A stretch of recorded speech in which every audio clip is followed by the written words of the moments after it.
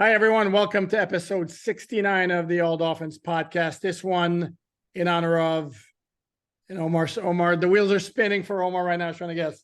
Probably before your time. Definitely before your time. Offensive lineman from Iowa State, second round pick in 1990. Multiple Pro Bowl selection. Hell of a player. Hell of a good guy. Keith Sims. A couple of interesting tidbits about Keith Sims. The Dolphins 3 times in their history have gone offensive lineman in the first round and the second round. First time was in 1995, unless I'm missing one. I don't believe so. First time was 1995, Don Shula's final draft. Took a tackle Billy Milner in the first round, a guard Andrew Green in the second round. Did not pan out for a variety of reasons. It also happened in 2020 with Austin Jackson in round 1, Robert Hunt in round 2. However, the caveat to that draft is the Dolphins had 5 picks in those first 2 rounds, not 2 as the other 3 times. And the third time was 1990 when Don Shula absolutely nailed it with Richmond Webb in round 1 and Keith Sims in round 2. And if memory serves, Keith Sims had some sort of contract issue as a rookie. Took him a bit to get into the starting lineup and wasn't the hit. Richmond Webb was a complete stud from the start. Keith Sims maybe took him a little bit longer, but became a Pro Bowl guard. And again, hell of a player. Fun fact with him also, did some RVing across the country with his family, which I thought was very cool. As a grown man, after his career, did some RVing with his. Are you an RV guy, Poupart? I think that's something that my wife and I actually have discussed, and that would intrigue us maybe at some point in the future. I would like to do that. However, I don't think I can convince my wife to do that. That's like backpacking through Europe. She's got way too much luggage for backpacking through Europe. Not sure I can convince her, but it's on my to-do list. Oh, I can tell you something else that we have our eye on as a possibility, maybe further down the line, is now there's these 3-year cruises. That's retirement age, is when kids are out the home. Well, okay. I mean, could you really do a cruise for 3 years? Hell yeah. I love cruises. Where do they take you on a 3-year cruise? Around the world? Everywhere. Yeah, pretty much everywhere. Jesus Lord. No, yeah. No, we did a cruise this summer in Europe through Europe, in which we absolutely adored, and already are talking about possible destinations for next summer. But that's way further down the line. Today, what stands out to me about Richmond Webb is he had a series of successful, I believe it's Dunkin' Donuts or Subway shops. He was a franchisee. And oftentimes, far too oftentimes, I have seen former Dolphins players struggle with businesses and life after football. Usually divorce takes half of it. Those who've been through divorce, my tip of the cap to you. You're a survivor. But I would love to see more Dolphins players get into franchising and buying franchises. To me, they're safe money. Obviously, somebody in the comments will tell me otherwise, but franchising and real estate have always been good bets in my mind. Except you spoiled the story for when we get to 78, which logically should be Richmond Webb if we're going by best player with a certain number. So maybe I'll have to come up with a different player. But as we talk about retirement or stuff in the future, the near future, we have a game in 2 days. Today is final injury report day, Friday, September 8th. And certainly not surprisingly, but I guess disappointingly, Terron Armstead will not be playing in that season opener for the Dolphins against the LA Chargers. He's officially been ruled out. Mike McDaniel said before practice they were going to put him through some stuff, some non-football stuff, because again, he was listed as a DNP again on the injury report the entire week, did not practice. He hasn't practiced since August 17th. So again, if anybody's surprised by this, you were really hoping, against hope that somehow we could pull off a miracle and play. I was hoping and that he could pull off a miracle and play. I thought maybe they put him out there practice today just to give it a look, to give it a try. But the fact that you didn't even give it a look, give it a try, means you're probably not a week away. Means we're playing the first month of the season without Kendall Lamb. And this is just my speculation, but for you to not even just give it a look or feel like you're prepared to just give it a look, give it a test drive, means we're not even close. Damn, talk about starting off on a depressing note here. Wah, wah. I mean, no, yeah. you're not completely off base. I think When I go dark, I go dark. Yeah, yeah. No, I think you've learned that by now. Yeah.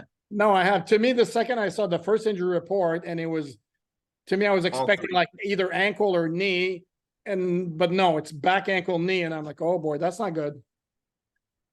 The back is the only one that really worries me. I mean, he's probably going to get knee treatment for the first month of the season. Just because you had a scope doesn't mean you're fine 2 months later. It's a maintenance thing. It's a rehab thing. I believe I was rehabbing for like 6 weeks after I had a knee scope. But the fact that he's not available in the season opener when that was his goal, I know he suffered a setback. I know his durability issues. At least it's not the toe. At least it's not something that we think it could be something that lingers all season. What I will say to Dolphin fans who are super disappointed and who basically want a refund on Terron Armstead, I will say two things. One, it could be worse. That ankle injury, which he miraculously walked out of, could have been a knee, and he could have been done for the year. So be thankful. Okay. That's the first thing. And two, last I checked, Terron Armstead played through an injury that a doctor told him you should have shut the season down, showed up, walked through practice or pretended like he practiced on Friday, then played the game on Sunday, and played at a very high level. And I'm not saying that this is what you should bank on. This is what you should build, your season's hopes on. What I am saying is the man has showed you a commitment to the team. He showed you a toughness that not a lot of players would have had, especially at an elevated age. Playing on a toe injury I've seen toe injuries end careers. And unfortunately, I've seen way too many Dolphins offensive linemen play through injuries that have drastically declined their level of productivity. And my hope is that that won't be the case for Terron Armstead. No, and mind you, he could have opted for the surgery last year, sat on IR the whole year and gotten his money. So there's no questioning the guy's heart. Unfortunately, he's gotten hurt a lot. And here's point number 3. And this may be kind of like a crappy thing to say, but this is kind of who he was when you signed him. Hell of a player who was very often injured. It was. So I would ask Dolphin fans, would you have preferred they had not signed him last year? And the guy that everybody wanted was a Dallas offensive lineman who went to Lyle Collins, and see what happened to him. I mean, it's all a crapshoot in terms of how these things could play out. But I do want to point out that because you restructured his contract this offseason to create a significant amount of cap space by turning his base salary into signing bonus, you basically committed to him for another season, 2024, whereas you probably could have got out of the deal this year. So that, for those who are capologists or accountants or secret GMs, when you restructure a player to give yourself cap space, you are pushing that commitment back another year. And so you want to sit here and you want to talk about restructuring Jalen Ramsey and restructuring Tariq and restructuring this player and that player. Well, there is a cost to it. And the cost is extending your commitment at a high level money. Because ultimately, if you had not restructured Terron Armstead's deal, and I'm not saying that you should or you shouldn't, if you hadn't restructured Terron Armstead's deal, you probably could have come to him this offseason and said, hey, Terron, you're a little bit too you're a little bit too injury prone. We might have to give you a little haircut here and drop you from $13 million to $8 million. And we've seen these shakedowns. They happen every offseason. But right now, because you restructured it, and I've seen people say, oh, we could restructure Terron again. I'm like, hold on. Because you do that again, you're not committing to him till he's 34. Do you really want to do that? No, correct. And then before we address what now on the offensive line, I mean, dive into Kendall Lamb more than just we know it's going to be Kendall Lamb. The rest of the injury report for the Dolphins, DB Elijah Campbell also ruled out. He's got an injury. We knew he wasn't going to play. He's probably looking at more than just 1 week on the sideline as well. 2 players listed as questionable. It was tight end Julian Hill. He's got an ankle injury, and then cornerback Justin Bethel, who's got a knee injury. I think both you and I were even shocked that he was back at practice this week after we saw that. Did not look good. No, and Bethel's role is pretty much special teams, and I think the Dolphins have enough special teams players they can use, even though Bethel is very good at it. Yes, they do. And then with Julian Hill, as I wrote on alldolphins.com, if he doesn't play, and he was limited all week, that leaves the Dolphins with 2 tight ends on the roster, Durham Smythe and Tyler Croft, but then they can elevate Tanner Connor from the practice squad to become the 3rd tight end. The other 6 players who were on the injury report this week, none of them have a game status designation, which basically means they're playing. Yes. Any thoughts on those? We think they're playing. Now, will they be in the exact roles that you intended them to be or where they're predicted to be on the depth chart? For instance, Brandon Jones. I don't know Brandon Jones' situation. I don't know if he's healthy enough to play and start in Sunday's game. We'll find out on Sunday when the game designations come out. Best of luck to him. 10 months out of the ACL injury. Could happen, might not happen. So not only just him, but there's just so many guys on this roster. Luckily, Jalen Waddle, healthy, ready to go. Mm-hmm. Who else is injured? Ahmed, Cam Smith. Those 2 young rookies are healthy, ready to go. What their roles will be, who knows? That's up to the coaching staff and how they perform during practice in the week. We know Vic Fangio basically said right now, Cam Smith's got we got a little trust issue. We got to learn how to in the process of earning trust. That's the exact wording. And then with Devon Chain, man, if you could put money right now on who would get the 2nd most snaps at running back, who would you put your money on? Savon Ahmed. And I'm not sure for week 1, Savon Ahmed, and I'm not sure it's that difficult a call to make. I would agree with you. I think the only challenger is Chris Brooks, just because you need him for those short yardage situations. But then again, does he really know the offense? While he's been here and he's impressed in the exhibition season, let's not pretend like he was really getting reps during training camp. Because I believe that 95-yard touchdown day, which was probably week 2 of camp, was the first time we'd ever seen him in 11-on-11s. That might be a good point. I want to touch on Brandon Jones real quickly because I asked Mike McDaniel very specifically how he would assess Jones's readiness level from a physical standpoint. Yeah, big role on defense. You hit him with that word. You hit him with that readiness word. I don't think he was ready. Yeah, he even gave you props for that question. Yeah, he did. Like he called me a veteran. You kind of backed him into a corner. Polite way of calling me old. He's calling me, that's a veteran move right there. Yeah, and because you backed him in the corner to give you a real answer. Did we get a real answer? There was a question, and I kind of like. I got some hints. I didn't get an answer, but I got a couple of hints. Go ahead. What'd you get from hints? I don't think he's playing. You don't think he's playing at all? Whoa, okay. I don't think he's playing. I don't think he's where he needs to be from a physical standpoint, and I don't think there's any shame in that. No. You're 10 months out of a ACL injury. There are freaks of nature. There are human mutants. I think Jalen Ramsey is a human mutant. Cam Wake, Brent Grimes, human mutants. There are just freaks of nature. Brandon Jones is not a freak of nature. Brandon Jones is a human. And I'm not sure that 10 months is enough time for cutting and turning and quickly shifting angles and then running 4-3 to get to where Mike Williams is. I just don't see it. I could be wrong. No, yeah, but I don't see it. No, you make very strong points. And they do have numbers at safety. They do have, I know you would say they have question marks at safety, but they have numbers.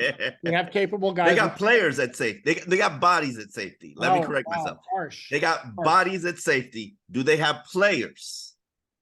Yes. Do they have elite players? They have Javon Holland, who is on a path to becoming an elite. I'm not talking about Javon Holland. Okay. Do they have playmakers? No, not yet, but they don't have, I mean, you're making it sound like they have scrubs over there, and I refuse to go that route.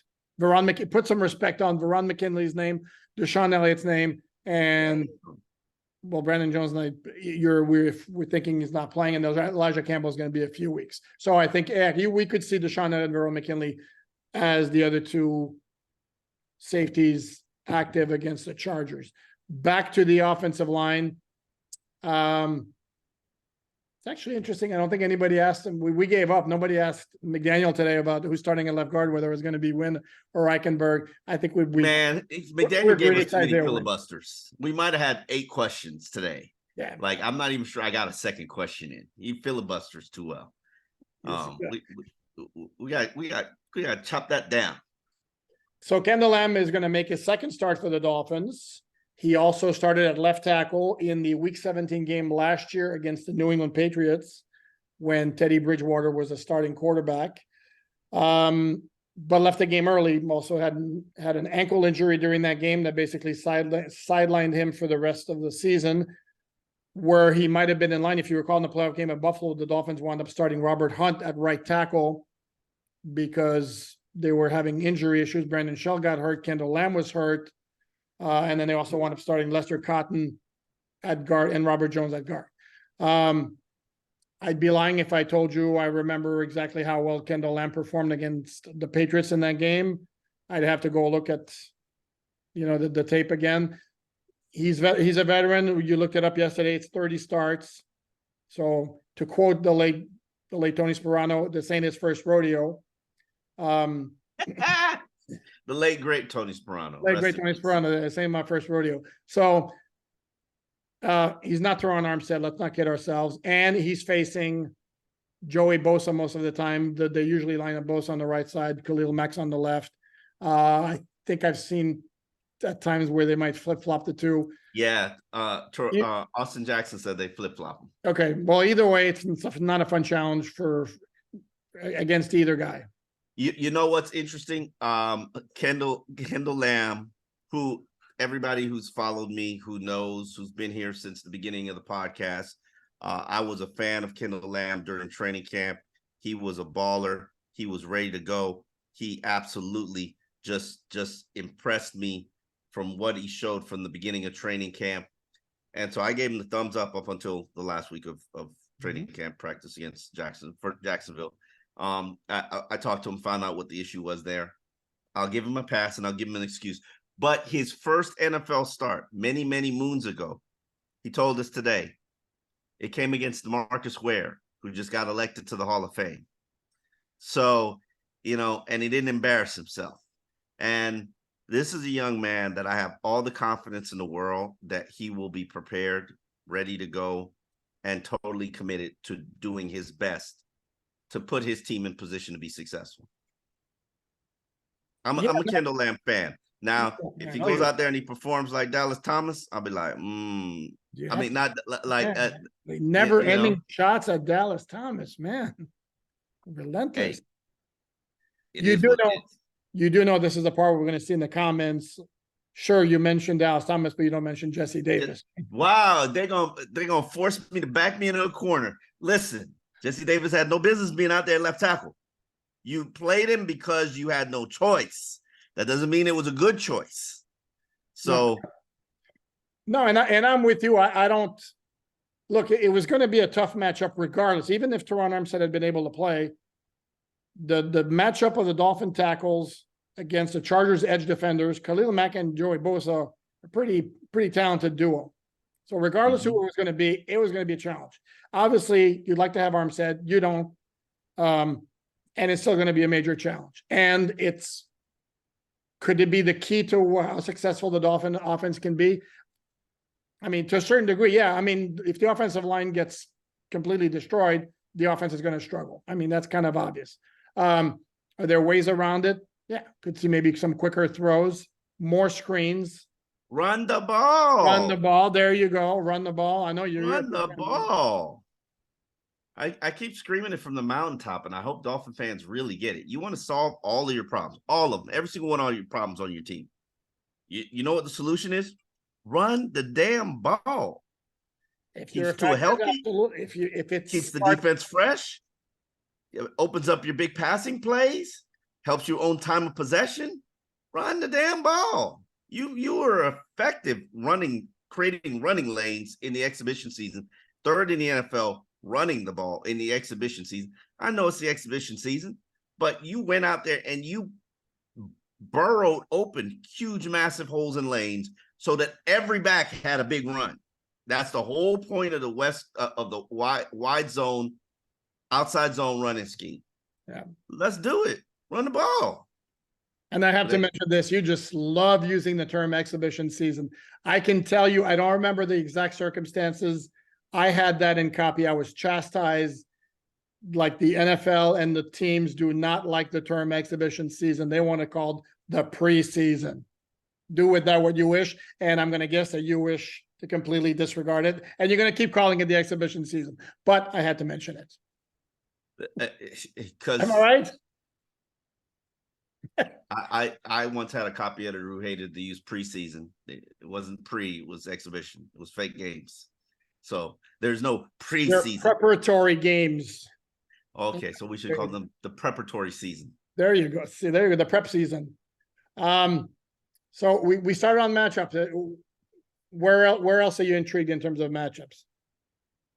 Oh, I think I want you to guess the one player in this game who's got the toughest matchup of Sunday's contest between the Dolphins and the Chargers in my mind. Wow, this is going to make for a boring show if I could spend a whole lot of time thinking about it. Yeah, you may have to jump in there and tell me. I'm going to listen. Tater Kohu. See, you cheated. You cheated. How are you going to ask me to jump in and then you're going to tell the right answer? Okay, like I didn't. Well, how's that cheating? I quickly figured it out, and that's a tough matchup going up against Keenan Allen in the slot. Listen, Tater Kohu showed you a ton of promise, a young player with a lot of upside, but Keenan Allen is a beast in that slot. Keenan Allen is a very underrated wide receiver who probably hasn't been given the respect and praise that he's deserved throughout his career. And right now, he's going up against a young, green, inexperienced, talented, but inexperienced nickel cornerback. Last year, against this very same nickel cornerback, Tater Kohu, Keenan Allen caught 12 receptions, not all on him, 12 receptions for 92 yards. Mm-hmm. Now, that's not a lot of big plays and chunk plays and touchdowns, but it's a whole lot of first downs and moving the chain. Keenan Allen is kind of a Jarvis Landry on steroids, and he's still a very productive NFL receiver.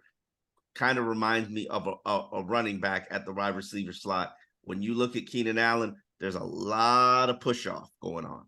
When you watch his film, there's a lot of subtle push-off going on, which explains why he's always so open. Savvy veterans, those are tough players to play against. From the Michael Irvin School of Wide Receiving. Speaking, Michael Irvin pushed off. Oh my Lord, did Michael Irvin push off? Woo! Yes, he did. And I love Michael Irvin. I actually covered him at the University of Miami way back when, but man, that dude pushed off.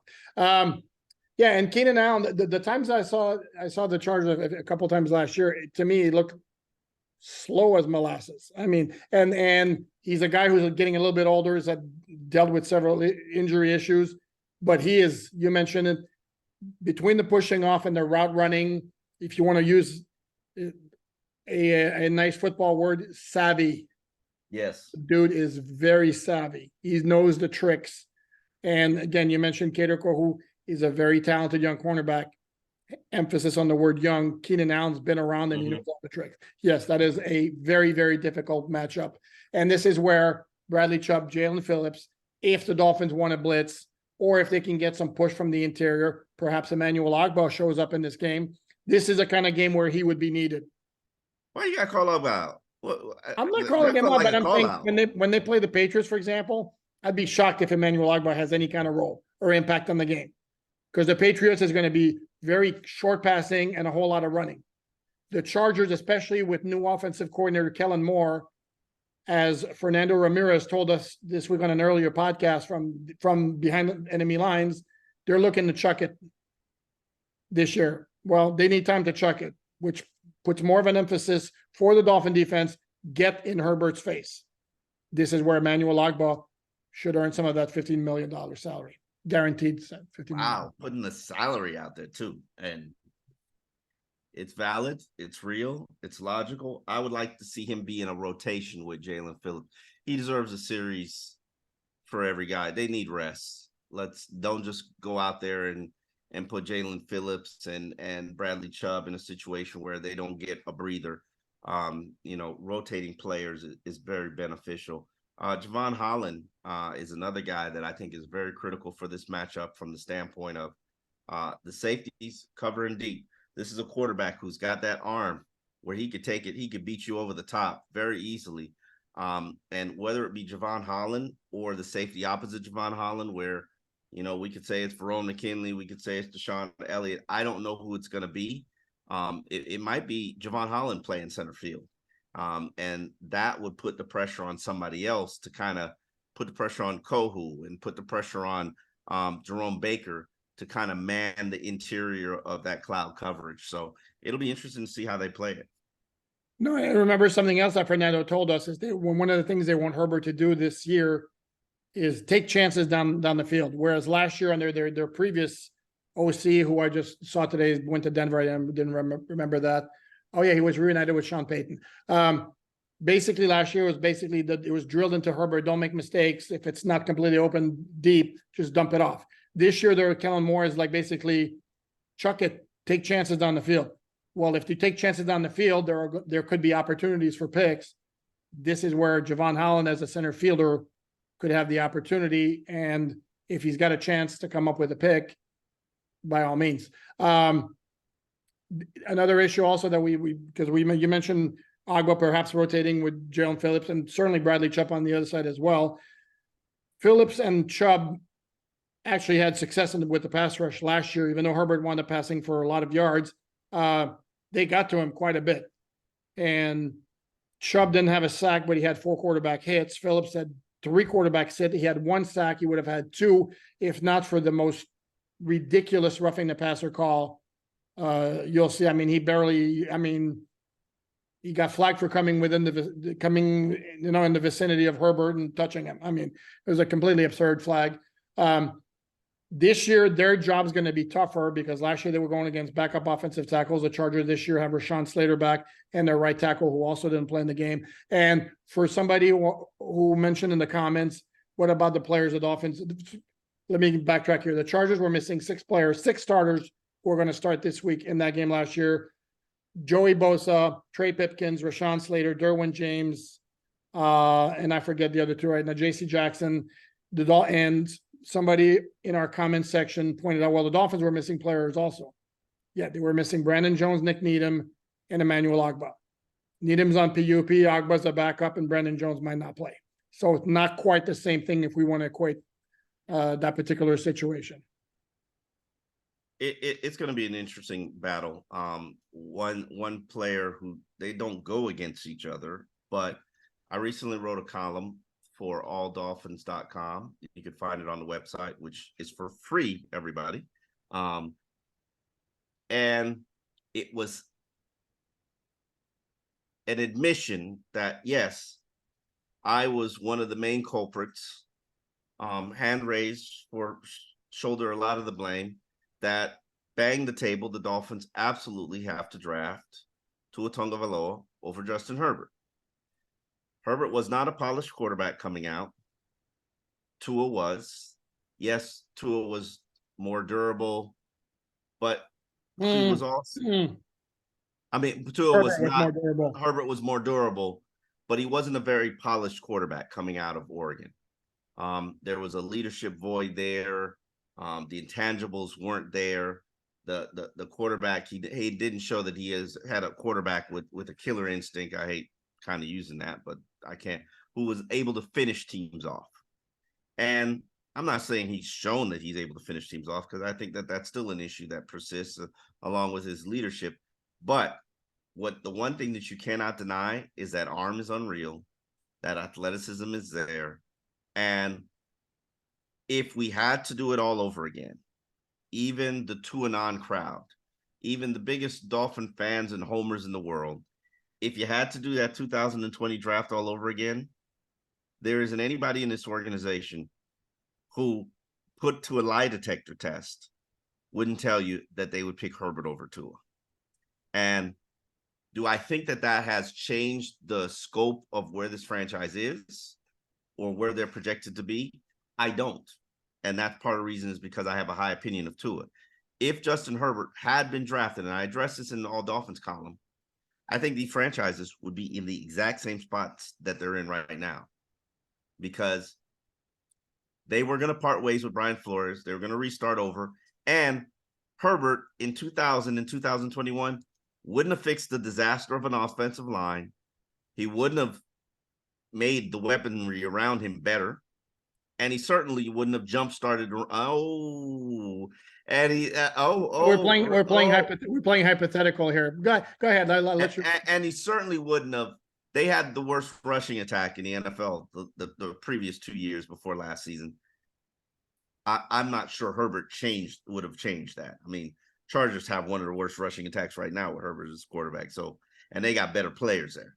So I'm not sure the trajectory would have changed in terms of where these two franchises would have been. And you could argue the numbers as much as you want. Herbert set some records, but there are a lot of people who will tell you statistically Tua is better. Now, winning wise, Tua is better. Oh, don't shake your head. Go ahead. No. Go ahead. No. Go ahead. Yeah, we're gonna have the one loss record. The one loss record as a quarterback stat. It is absolutely a quarterback stat. Trent Dilfer won a Super Bowl. Come on. I don't care. I didn't ask you about Trent Dilfer. I did not ask you about Trent Dilfer or his Super Bowl win. Okay, and I would make the argument here.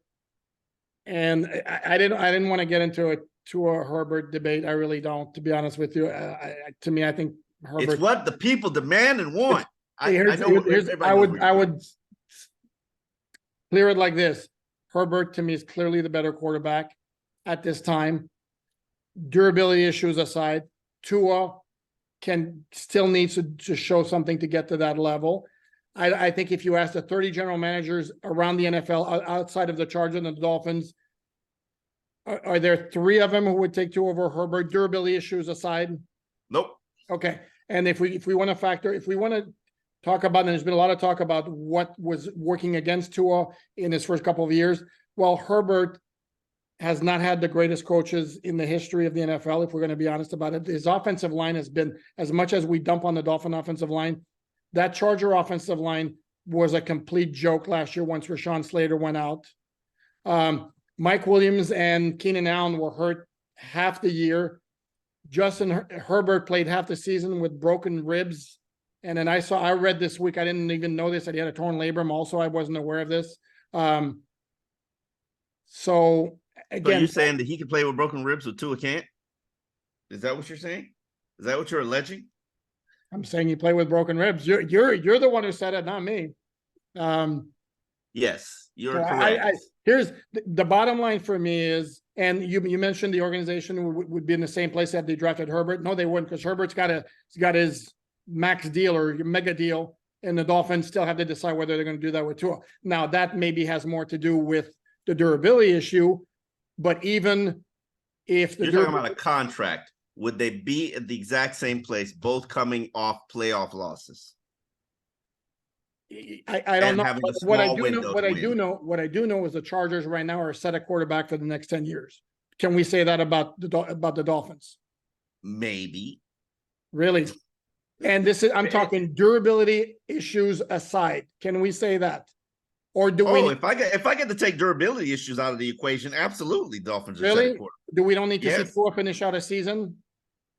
We said we take durability off the table. No, finish off a season as in with the same level of performance throughout, as opposed to the dive that the Dolphin offense and Tua took down the stretch. I'm sure Justin Herbert has had a 5-game rough patch at any point in his career, at some point in his career. It hasn't always been smooth sailing for him. And yes, he's got At the end of the, but we're talking at the end of the season, though. That's what I'm talking about. And okay, Dan, you can't put all of that on Tua because he was out with a concussion or some of them. And you gave me durability off the table. Okay, but again, I'm not a doctor. Concussion symptoms often show up after the fact. So the second half of the Green Bay game where everybody's saying, well, Tua was concussed. It's possible. I don't know that for a fact. It's possible the concussion symptoms showed up after the game.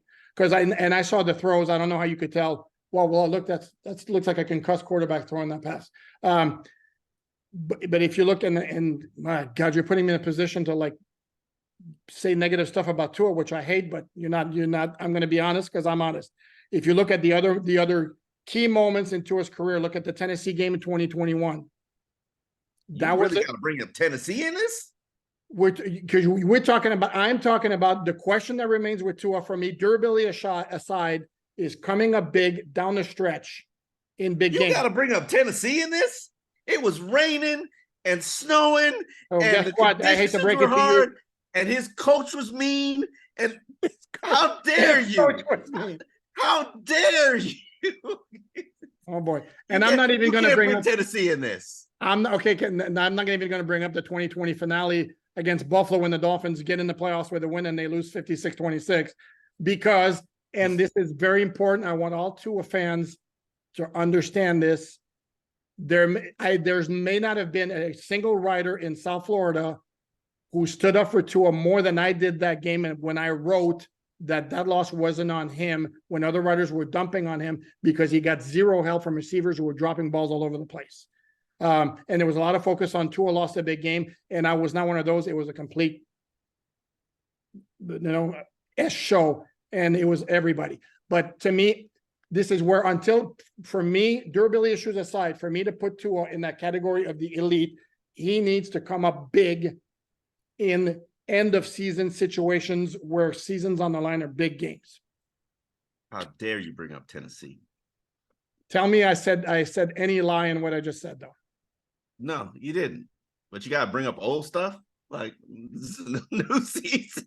Well, we're talking. And by the way, for the flip side, for those who are going to say, well, what about Herbert? If you watch the fourth quarter of that season finale against the Raiders in 2021, where Herbert was making fourth down completion after fourth down completion after fourth down completion to tie the game late, then only to have his defense basically poop the bed and give up a last-second field goal.